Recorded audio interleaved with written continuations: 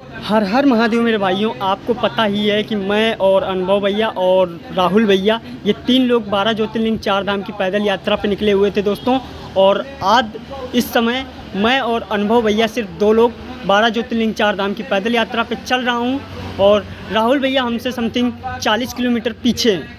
कारण इसलिए पीछे हैं क्योंकि राहुल भैया की गलती है, बार बार हमें जो है अकेला छोड़कर चले जाते हैं। पिछले 84 दिनों में ये हमें 4 बार छोड़कर जा चुके हैं दोस्तों। सबसे पहले इन्होंने प्रयागराज में अनुभव को छोड़ दिया जब उनका फ़ोन चोरी हो गया था।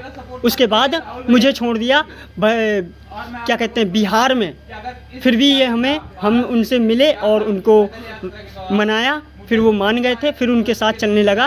और उसके बाद झारखंड में देवघर के दर्शन करने के बाद हम लोग जब उड़ीसा एंटर किए, जगन्नाथपुरी के लिए जा रहे थे और उड़ीसा में जब एंटर किया तो एंटर करते ही एक धर्मशाला पड़ता है, धर्मशाला के नाम से जगह पड़ती है, जहाँ पर उन्होंने मुझे फिर से छोड़ दिया दोस्तों। फिर मैंने उनको मनाया, मैं उनके सामने रोया। रोने के बाद फिर उनसे बोला कि नहीं भैया घर से साथ में चलें, साथ में लेके चलो मुझे। उस दिन से फिर साथ में चल रहे थे। उड़ीसा में जगन्नाथपुरी के दर्शन करने के बाद मेरी तबीयत जो है ख़राब होने लगी थी। आपको पता ही है, मैंने वीडियो भी बनाया है, 4 मिनट की वीडियो है। 4 मिनट की वीडियो में वो मेरी जब बहुत ही ज़्यादा मेरी तबीयत ख़राब हो गई तो एक जगह मंदिर पे हम तीनों लोग रुक गए थे। जब वहाँ पर मेरी तबीयत थोड़ी सी रिलैक्स होने लगी तो एक दिन राहुल भैया हमें तीसरे दिन बोलते हैं कि नहीं चलो अब, वो भी इस टाइम पे जबकि दोपहर के 3 बज रहे थे और कड़क धूप थी। तो अनुभव भैया बोले राहुल भैया से कि भैया अभी उसकी तबीयत रिलैक्स हुई है, अभी अगर वो चलेगा तो फिर से तबीयत ख़राब हो जाएगी। तो हम और अनुभव भैया आगे की ओर नहीं गए, मगर राहुल भैया ने अपना बैग पैक किया और आगे की ओर चले गए।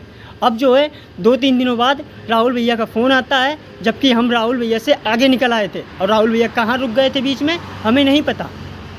राहुल भैया कहाँ बीच में रुक गए थे हमें नहीं पता। राहुल भैया का फ़ोन आया कि नहीं कहाँ पर हो, मुझे साथ में लेके चलो। अब जब पहले से राहुल भैया मुझे 3 बार छोड़ चुके हैं तो चौथी बार उनके साथ मैं कैसे चलूं। मेरा दिल बिल्कुल भी नहीं माना कि मैं उनके साथ चलूंगा। तो आगे कहाँ छोड़ देंगे मुझे, कब छोड़ देंगे, मुझे इसका कोई भरोसा नहीं उन पर।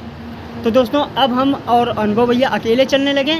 उस बीच राहुल भैया के मैसेज आया कि नहीं मुझे साथ में लेके चलो। तो हमने उनको बोला कि नहीं आपको जाना हो तो जाइए और हम आपके साथ नहीं चलेंगे। उसके बाद राहुल भैया करते क्या हैं, हमें सीधा गाली देते हैं कि तुम दोनों भाड़ में जाओ, और गाली देते हैं। उसकी स्क्रीनशॉट आपको डालूंगा अभी, तो देखिएगा।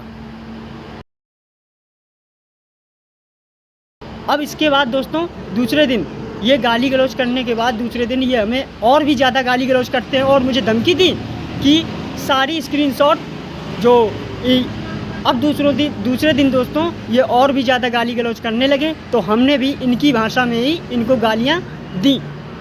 मैं मानता हूँ मैंने इनको गाली दी, लेकिन इनकी भाषा में ही, क्योंकि ये मेरे माता पिता और बहन को गाली दे रहे थे। जब बहन को गाली देंगे तो मैंने भी इनको गाली के रूप में ही गाली दी। उसके बाद इन्होंने मुझे धमकी दी कि मैं ये स्क्रीनशॉट लेकर के तुम्हारे पापा को भेज दूंगा। मेरे पापा को हर चीज़ सब कुछ मैंने पहले से ही बता रखा था कि राहुल भैया मुझे कब छोड़ रहे हैं और कब क्या कर रहे हैं, मैंने उनको सारी चीज़ क्लियर कर रखी थी। और यही होते ही मैंने इनके पिताजी का नंबर ले करके, राहुल भैया के पिताजी का नंबर ले करके राहुल भैया जी के पिताजी को सारी गाली की स्क्रीनशॉट भेज दी थी। अब भेजने के बाद हुआ क्या दोस्तों, उनके पिताजी ने राहुल भैया को क्या बोला क्या नहीं बोला ये मुझे नहीं पता। अब राहुल भैया मुझे धमकी दे रहे हैं कि जहाँ पे मिलोगे वहाँ तुमको मारूंगा और मार कर फेंक दूंगा। दोस्तों मैं और अनुभव भैया 12 ज्योतिर्लिंग 4 धाम की पैदल यात्रा में इस समय अकेला चल रहा हूँ। इस दौरान मुझे कुछ होता है तो इसके जिम्मेदार हमारे राहुल भैया ही होंगे, जो कि बरुआ सुमेरपुर से, डिस्ट्रिक्ट हमीरपुर से रहने वाले हैं और इनकी पतंजलि की दुकान है।